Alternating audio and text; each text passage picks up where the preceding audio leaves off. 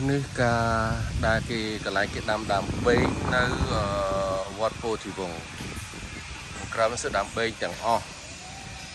ហ្នឹងហើយតាគម្រាមពីគ្នាហើយប្រវាយម៉ានឃើញទេម្ដាមពីម្ដាមទៅម្ដាមហើយដើមក៏មើលទៅវាក្នុងលក្ខណៈដែលត្រង់ស្អាតដែរណាមើលទៅ